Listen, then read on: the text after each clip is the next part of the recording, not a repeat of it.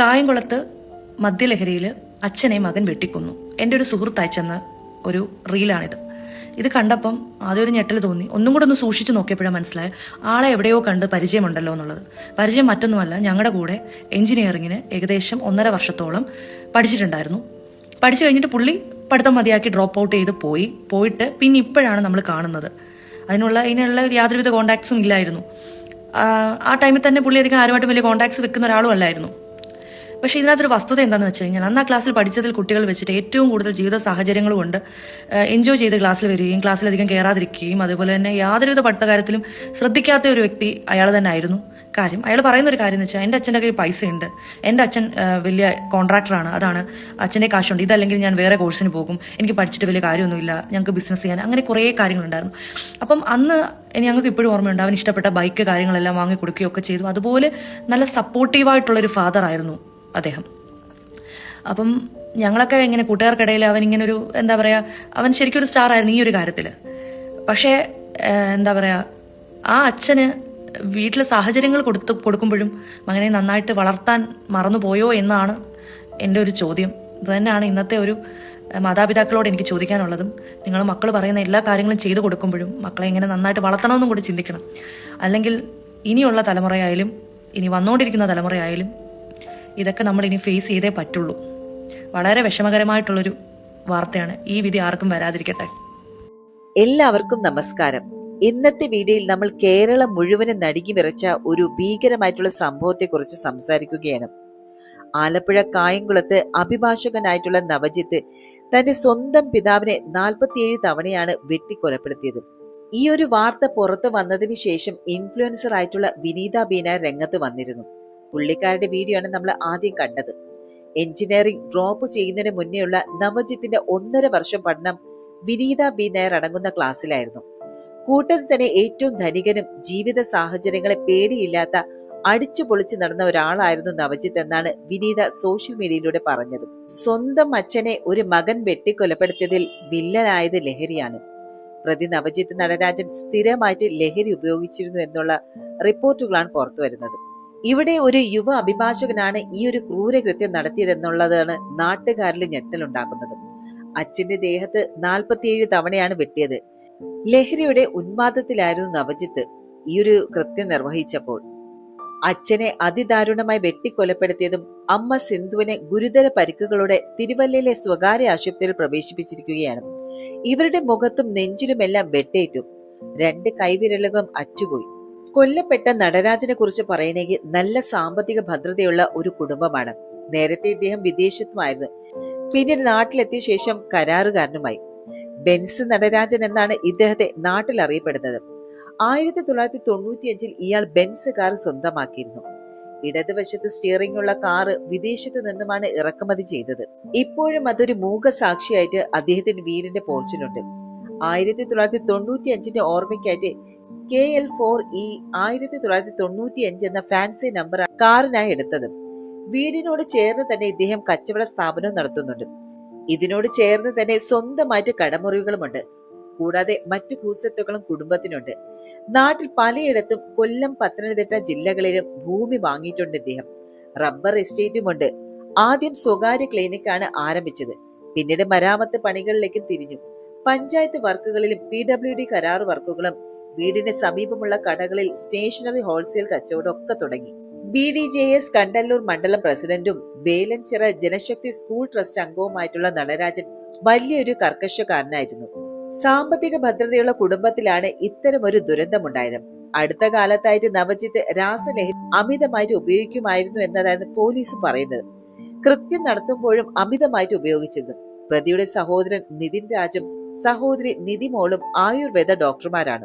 നിതിൻ ബംഗളൂരിലും നിധി ആലപ്പുഴയിലുമാണ് ജോലി ചെയ്യുന്നത്.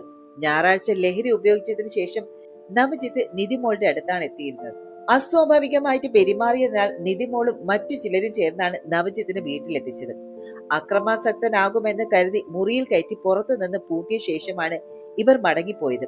പിന്നീട് രാത്രി 9:15 അമ്മ എത്തി ഭക്ഷണം കൊടുക്കാനായിട്ട് കതക് തുറന്നപ്പോഴാണ് ഇയാൾ വാക്കത്തിയെടുത്ത് അച്ഛനെയും അമ്മയും തുരുതര വെട്ടിയത്. വീടിന് പുറത്തേക്കുള്ള വാതിലുകൾ അടച്ചതിന് ശേഷമാണ് ഈ ഒരു ക്രൂരകൃത്യം നടത്തിയത്. കഴിഞ്ഞ ദിവസം അഭിഭാഷകനായിട്ട് തുടരുന്നതിനുള്ള ഓൾ ഇന്ത്യ ബാർ എക്സാമിനേഷന്റെ പരീക്ഷ നവജിത്തിനും ഉണ്ടായിരുന്നു. എന്നാൽ ഈ പരീക്ഷ പ്രതി എഴുതിയിരുന്നില്ല. ഇതിന് അച്ഛൻ നടരാജൻ നവജിത്തിനോട് ക്ഷുഭിതമായിട്ട് സംസാരിച്ചിരുന്നതായിട്ടും പറയപ്പെടുന്നുണ്ട്. നേരത്തെ തന്നെ അച്ഛനും മകനുമായി സ്വരചേർച്ച ഇല്ലായിരുന്നു എന്നാണ് നാട്ടുകാരും നൽകുന്ന സൂചന. മകന്റെ ലഹരി ഉപയോഗത്തെ നിരന്തരം ചോദ്യം ചെയ്തിരുന്നു. പലപ്പോഴും ധൂർത്തിനായിട്ട് അച്ഛനോട് പണവും ആവശ്യപ്പെടുമായിരുന്നു. ജില്ലാ പോലീസ് മേധാവി MP മോഹനചന്ദ്രൻ ഉൾപ്പെടെയുള്ളവരാണ് ഈ ഒരു സംഭവ സ്ഥലത്തെത്തി പരിശോധന നടത്തിയത്. ഫോറൻസിക് വിദഗ്ധരും സ്ഥലത്തെത്തി തെളിവുകളും ശേഖരിച്ചു. Harippad first class judicial magistrate കോടതിയിൽ ഹാജരാക്കിയ പ്രതിയെ റിമാൻഡും ചെയ്തു. അതേസമയം പ്രസവത്തിനായി ഭാര്യ നവ്യയെ തിങ്കളാഴ്ച അടൂരിലെ സ്വകാര്യ ആശുപത്രിയിൽ പ്രവേശിപ്പിക്കാനിരിക്കവെയാണ് നവജിത്ത് ഈ ഒരു ക്രൂരത കാട്ടുന്നത്. കുടുംബത്തിലേക്ക് പുതിയ ഒരാൾ വരുന്നതിന്റെ സന്തോഷം അങ്ങനെ ദുരന്തത്തിനും ദുഃഖത്തിനും വഴിമാറി. 11 മാസം മുൻപാണ് നവജിത്ത് വിവാഹിതനായത്. സഹോദരി ഭർത്താവിന്റെ സഹോദരിയാണ് വിവാഹവും കഴിച്ചത്. ഇവിടെ സമൂഹം പഠിക്കേണ്ടത് എന്നാണ്? സമൂഹത്തെ ഞെട്ടിച്ച ഒരു അനിശ്ചിത സത്യം. ഒരു യുവ അഭിഭാഷകൻ സ്വന്തം അച്ഛനെ 47 തവണ വെട്ടി കൊന്ന സംഭവം. ഇത് കേൾക്കുമ്പോൾ എല്ലാവരും ചോദിച്ചത് ഒന്നേയുള്ളൂ: സാമ്പത്തികമായിട്ട് ഉറച്ച വിദ്യാഭ്യാസമുള്ള നല്ല കുടുംബം, എങ്കിലും ഇത്തരമൊരു ദുരന്തം എങ്ങനെ സംഭവിച്ചു എന്നത്. ഇതാണ് ഇന്ന് നമ്മൾ സമൂഹപരമായി പരിശോധിക്കേണ്ടത്. അതായത് സാമ്പത്തിക സ്ഥിതി ഉറച്ച ഒരു കുടുംബം പോലും സുരക്ഷിതമല്ല. നമ്മുടെ സമൂഹത്തിൽ പലരും കരുതുന്നത് പണം, സ്ഥലം, എസ്റ്റേറ്റ്, നല്ല വിദ്യാഭ്യാസം എല്ലാം ഉണ്ടെങ്കിൽ വീട്ടിൽ പ്രശ്നങ്ങൾ ഉണ്ടാകില്ല എന്നതാണ്. പക്ഷെ ഈ ഒരു കേസ് വെളിവാകുന്നതോ സാമ്പത്തിക സ്ഥിരതയ്ക്ക് മാനസിക ആരോഗ്യത്തോട് നേരിട്ട് ബന്ധമില്ല. നല്ല പശ്ചാത്തലം പ്രശ്നങ്ങളെയും തടയില്ല. ലഹരി, കോപം, നിയന്ത്രണമില്ലായ്മ ഇവയുണ്ടെങ്കിൽ ഏത് കുടുംബവും തകർന്നു പോകും. ഇത് നമ്മളൊരു കമ്മ്യൂണിറ്റി ആയിട്ടുള്ള വലിയൊരു ബ്ലൈൻഡ് സ്പോട്ട് ആണ്. ലഹരി എന്ന് പറയുന്നത് ഒരു കുടുംബ രോഗമാണ്, വ്യക്തിഗത പ്രശ്നമല്ല. പോലീസിന് ലഭിച്ച പ്രാഥമിക വിവരം എന്ന് പറയുന്നത് മകൻ രാസലഹരി മദ്യം ഉപയോഗിച്ചിരുന്നു എന്ന്. നമ്മൾ പലരും ലഹരി ഒരു വ്യക്തിയുടെ തെറ്റായ തിരഞ്ഞെടുപ്പ് എന്നാവും പറയുക. പക്ഷെ യാഥാർത്ഥ്യം എന്താണ്? ലഹരി ബാധിക്കുന്നത് ഒരു വ്യക്തിയെ മാത്രമല്ല, കുടുംബത്തിന്റെ സമാധാനം, സുരക്ഷ, ബന്ധം, തീരുമാനങ്ങൾ എല്ലാം തകർത്ത് തിന്നുന്ന ഒരു സോഷ്യൽ ഡിസീസാണ്. ഒരാളിന്റെ ലഹരി ഒരു കുടുംബത്തിന്റെ ഭാവി മുതൽ ഒരു ജനന മാറ്റവും നശിപ്പിക്കുന്നു. ഈ ഒരു കേസിലെന്ന പോലെ കുടുംബ ബന്ധങ്ങൾ തകരുന്ന രഹസ്യങ്ങൾ, നമുക്ക് കാണാത്ത മുറിവുകൾ. നാട്ടുകാർ പറയുന്നത് അച്ഛനും മകനും തമ്മിൽ കാലങ്ങളായിട്ട് സംഘർഷം ഉണ്ടായിരുന്നു എന്ന്. യഥാർത്ഥം എന്തായാലും ഇത് നമ്മെ പഠിപ്പിക്കുന്നത് മിക്ക വീട്ടിലും പ്രശ്നങ്ങൾ അകത്തു തന്നെ അടച്ചു വെക്കാറാണ് പതിവ്. എല്ലാം ശരി എന്നുള്ള ഔട്ട്വേർഡ് ഇമേജ് നമുക്ക് ഇഷ്ടമാണ്. എന്നാൽ ഉള്ളിലെ പൊട്ടലുകൾ അംഗീകരിക്കാൻ സമൂഹം അനുവദിക്കാറില്ല. ഫലമാണെങ്കിലോ പ്രശ്നങ്ങൾ ചികിത്സിക്കാതെ കൂടിക്കൂടിയും അത് അടിഞ്ഞും ഒരു ദിവസം പൊട്ടിത്തെറിക്കും. ലഹരിയുമായി ബന്ധപ്പെട്ട അക്രമത്തിൽ കേരളം നേരിടുന്ന പുതിയ ഭീഷണിയാണ് കഴിഞ്ഞ കുറെ വർഷമായിട്ട് മകൻ അച്ഛൻ അക്രമം, അമ്മ മകൻ സംഘർഷം, അയൽവാസിയോട് ഉന്മാദത്തിൽ അക്രമം, റാൻഡം അറ്റാക്സ്. ഇവയിൽ വലിയ ശതമാനം ലഹരി ഉപയോഗം തന്നെയാണ് ട്രിഗർ. ഇത് രോഗം എന്ന നിലയിൽ സൊസൈറ്റി അഡ്രസ് ചെയ്യേണ്ടതാണ്. പേഴ്സൺ അല്ലെങ്കിൽ അദ്ദേഹത്തിന്റെ ക്യാരക്ടർ ഒരു അഭിഭാഷകൻ ചെയ്തതിൽ ഞെട്ടൽ കൂടുതലായി. നമ്മളിൽ പലർക്കും ഒരു ഹിഡൻ ബിലീഫ് ഉണ്ട്, വിദ്യാഭ്യാസമുള്ളവർ ഇത്തരത്തിൽ പെരുമാറില്ല എന്നത്. പക്ഷെ ഇതൊരു വലിയ തെറ്റിദ്ധാരണയാണ്. ഈ ഒരു വിദ്യാഭ്യാസം ഒരിക്കലും ഗ്യാരണ്ടി തരത്തില്ല എന്നുള്ളതിന് ഒരു ഉത്തമ ഉദാഹരണം തന്നെയാണ്. പഠനം മനുഷ്യനെ നിയന്ത്രിക്കാൻ പഠിപ്പിക്കുന്നത് എന്നത് ഒരു മിഥ്യയാണ്. വീട്ടിനുള്ള യാഥാർത്ഥ്യങ്ങൾ പുറത്തുള്ള സ്റ്റാറ്റസിനേക്കാൾ ശക്തമാണ്. അതുകൊണ്ടാണ് ഈ കേസിൽ സമൂഹം അധികം ഞെട്ടിയത്.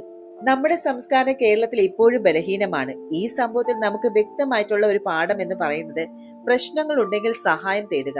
നമ്മുടെ സമൂഹം അത് പ്രോത്സാഹിപ്പിക്കുന്നില്ല. Therapy, counselling, rehabilitation, family interventions ഇവ നമ്മൾ ഇപ്പോഴും ലജ്ജാ വിഷയമായിട്ട് കാണുന്നു. അപ്പോഴാണ് ഇത്തരം സൈലന്റ് ക്രൈസിസ് ദാരുണമായിട്ട് പൊട്ടിത്തെറിക്കുന്നത്. ഒരു കുഞ്ഞ് ജനിക്കാൻ പോകുന്ന വീട്ടിലെ ആഘോഷമാണ് ഒരു നിമിഷത്തിൽ ദുഃഖമായി. മകൻ തന്റെ വീട്ടിലെ ഒരു കുഞ്ഞ് വരാൻ പോകുമ്പോൾ അത്തരം സന്തോഷത്തിനിടയിൽ സംഭവിച്ച ഈ ഒരു ക്രൂരത ഒരു വലിയ സാമൂഹിക പ്രതിഫലനമാണ്. അന്തരീക്ഷം ആരോഗ്യകരമല്ലെങ്കിൽ സന്തോഷം പോലും സേഫ്റ്റി നൽകില്ല. ലഹരി ഒരു കുടുംബത്തിന്റെ തലമുറ സന്തോഷത്തെ വരെ തകർക്കുന്നു. മനസ്സിന്റെ അസ്വസ്ഥതകൾക്ക് അവസരം കിട്ടുമ്പോൾ മനുഷ്യൻ അൺപ്രെഡിക്റ്റബിൾ ആകും. നമ്മൾ പഠിക്കേണ്ട 5 പാഠങ്ങൾ. സമ്പന്നത സമം സുരക്ഷ എന്നുള്ളത് ധാരണ തെറ്റാണ്. ലഹരി ഒരാളുടേതല്ല, ഒരു കുടുംബത്തിന്റെ രോഗമാണ്. കുടുംബ ബന്ധങ്ങൾ തകരുന്ന ഈ അടയാളങ്ങൾ സൊസൈറ്റി ശ്രദ്ധിക്കണം. മാനസിക ആരോഗ്യം നോർമലൈസ് ചെയ്യാതെ പ്രശ്നങ്ങൾ കുറയില്ല. സമൂഹം പ്രശ്നമുണ്ടെങ്കിൽ സഹായം തേടുക എന്നുള്ള സംസ്കാരം വളർത്തണം.